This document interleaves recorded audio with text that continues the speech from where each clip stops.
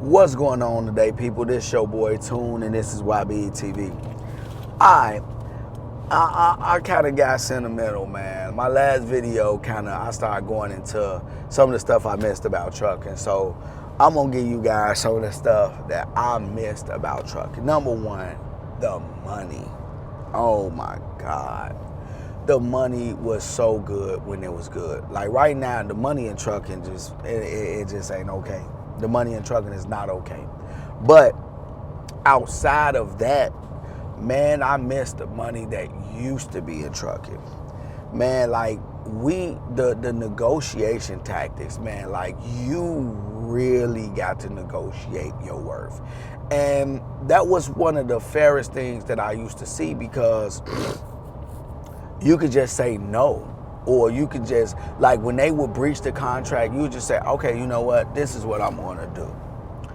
I remember one time, right, I went to this spot, and they had me sitting for a long time, for a very long time.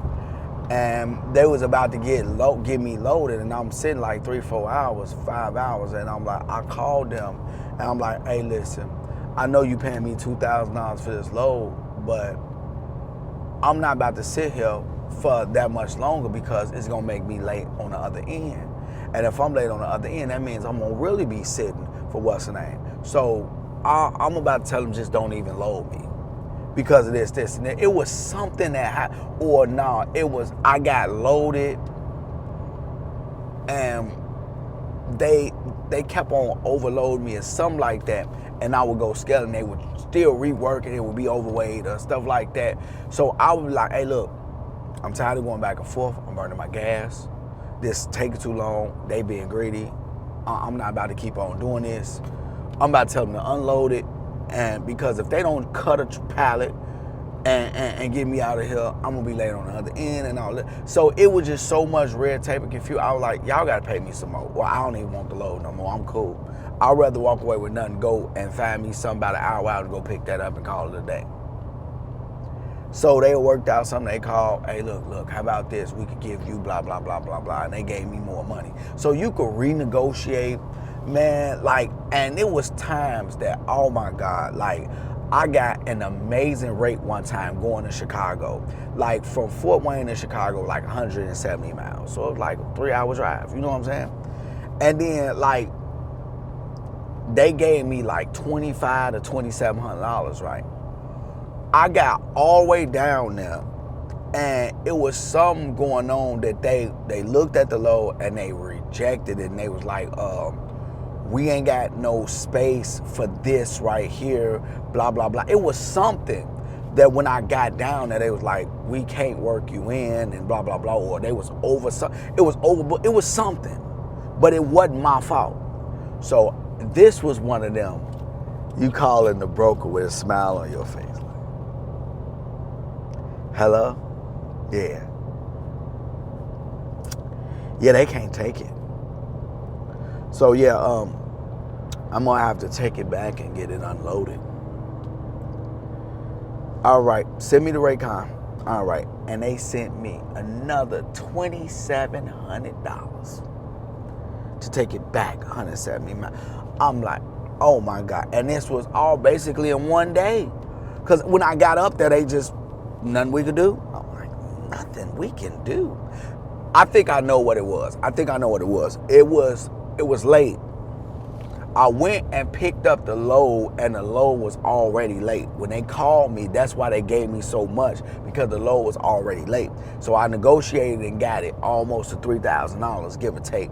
And then when I got almost $3,000 picking it up there, they were like, well, yeah, like you won't be able to be worked in for the next this, and this. The load is late. I'm like, wait, what? Oh my God, I'm loving this. You say what again, sir? And when he said that, I'm like, all right, cool. Call them, let them know, like, just, you know what I'm saying? You just give me the same rate coming back. And they were like, all right, cool. They confirmed, they were like, yeah, I told the shipper that we, you know what I'm saying, we're gonna need the same rate coming back because of blah, blah, blah, blah, blah, this, and this, and it's gonna have to come back because of this, and this. So Wasn't no, man, I was like, oh, heck yes. Or whatever I don't know who they had to confirm it with. But only thing I know is I got over 5,000 and something, like 5,400 to go back and forth 170 miles, if it was that. You know what I'm saying? Like, it was stuff like that was cool. Like, don't get me wrong, it was stuff that I didn't like. But, man, it used to be so cool, man. Just going, and then, like, man, like, the paperwork part. Soon, just imagine that you coming out these these receivers, and they gave you the paperwork, and you just got it in your hand, and you know this. Like, another one, I said I wasn't doing no over the road no more. I remember this like it was yesterday. I had my cousin on the truck with me. We was going out. So we was going out, and we just running little minuscule runs. Indiana to Ohio back to Indiana, Michigan, Michigan back to Indiana, you know what I'm saying? Indiana, Illinois back to Indiana. So we just chilling, you know what I'm saying? Hanging out, chilling. So I'm on the load board, and I normally put like in a 300-mile radius, but some just say, just check. While load pop up, and it say going to Georgia, 700 miles. It was like, was it $5,000? It was $4,800. It was $4,800. I'm like, wait, what? So I asked Cuz, I'm like, hey, Cuz, you wanna ride to Georgia? He's like, I don't care. I'm like, how about this? I'll pay you. You know what I'm saying? You ride to Georgia with me. He like, I don't care. It's up to you. You know what I'm saying? Like, just pay my phone bill. And I'm good after that. I'm like, all right, here go a couple dollars for your pocket. And, you know what I'm saying? Pay the phone bill because we just chilling. We ride up to Georgia for the 4,800. So I found another little run where I get like, it was like, as soon as I dropped that off, I picked up another run, ran it over like 30 miles for $1,000. $1,000 for like 30 miles. Don't even ask. Don't ask. So I got loaded, picked it up, dropped it off 30 miles, called it a day. Took my break, got up. Then I ended up running some over to like Alabama, or like it was some outside of Alabama, Arkansas. It was some whichever one close to, you know what I'm saying, Georgia. So bam, I ran that over there, and that was like $1,200. So I was just kind of running through the weekend, got through the weekend and what's that. And plus in Atlanta area, my brother stayed out there. So I went visit him, spent the night over there, chilled, hung out, talked some stuff. So then I finally got a load back from like Alabama back to Indiana, and that load paid like $3,700. Man, to make a long story short, I cracked like 10 grand that week. My cousin like, dude, you know you hit like 10,000. I'm like, yeah. He like, bro, you just did like $10,000, bro. I'm like, yeah. That was a crazy week. I'm like, dude. But like, man, I used to like every day, man, you know what I'm saying, do 12 to 14. If I wanted to do a Chicago run, I could have did about 7,000, 8,000 a week easily. Cause from Fort Wayne to Chicago, 170 miles, you was making like $2 grand, at least 1,700. You know what I'm saying? Like, I do miss that. I do miss negotiating, saying like wild stuff to the brokers, man. Like, it was never, I ain't do the disrespectful, but I'd be like, hey, listen, I just woke my wife up, and you know her pink slip. You know what I'm saying? She just gave me the pink slip, and it's looking pink. And they like, you are absolutely insane, Mr. Good. I'm like, yeah, you can say that. You can say that. But let's get back to my wife's pink slip.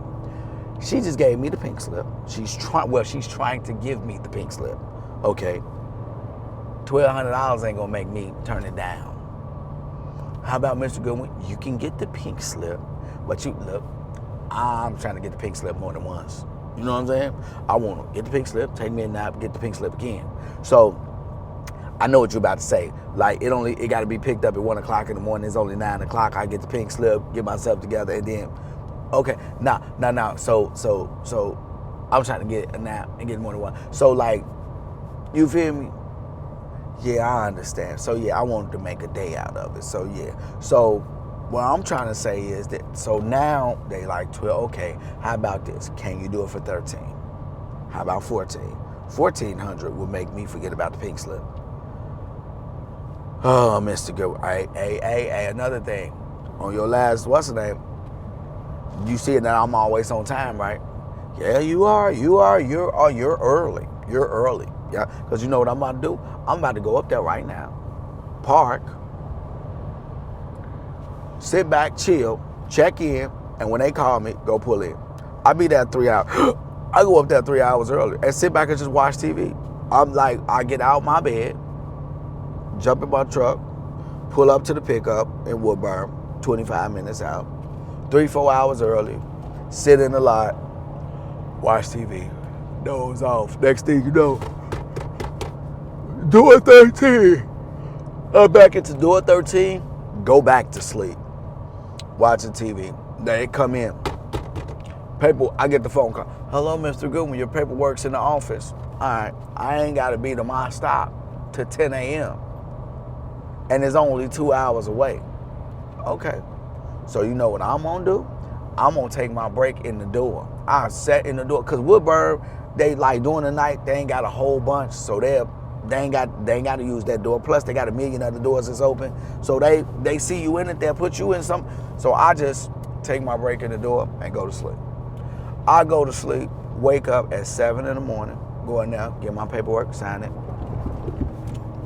Pre-trip, leave out. Seal the doors, boom, boom, boom, boom, boom, and going on up there, start the day. Next, pick up the next load, boom, boom, boom, boom, running on down back. You know what I'm saying? Like, it used to be super fun, man. I do miss that. I do miss, man, the feeling of coming out the winter time and getting all the winter clothes off the truck and getting your summer stuff, getting your shorts and your comfortable stuff, your flip-flops and all that. Man, like, I used to love when the weather would just break and that when you bought the bag of clothes and you got all your comfortable stuff and you're like, oh, this is about to be so much fun, jumping in and out with t-shirts and shorts on and flip-flops or Crocs. Man, like, that was the stuff, man, like that. And, you know, like, sometimes looking up what's in the area and then being able to Uber eat it. Like, man, hey, you know what? Let me see what's in this. Ooh, Indian cuisine. Ooh, they got that super, what's the name that I wanted to try? This super stuff that man, and you get the Uber eating it, or, you know what I'm saying, you bobtail over there. How long y'all gonna be? Oh, y'all backed up, so it's gonna be at least 3-4 hours? Oh, okay. Do you mind if I drop the trailer in the door? Yeah, you can. You just hook back up. Okay. Boom, drop the trailer, bobtail over somewhere that you seen, like go look up some food reviewers and see where you could eat at. Man, I used to be eating some of the most exotic foods out there. It was so good. I do miss that, man. Like, so in the trucking field, man, like that is the stuff that I miss. The breakdowns and the stupid stuff. And the weather, I do not. And DOT, I do not miss that. But I definitely do miss the money, the negotiations, the food that I was going out and getting, and just the peacefulness of the road. I do miss the peacefulness of the road, but I'm on the road every week now. You know what I'm saying? Going out to the gun show, so that'd be kind of cool. You know what I'm saying? This your boy Toon. This is YBETV. If you don't want to end up in a box, think outside of it. YB.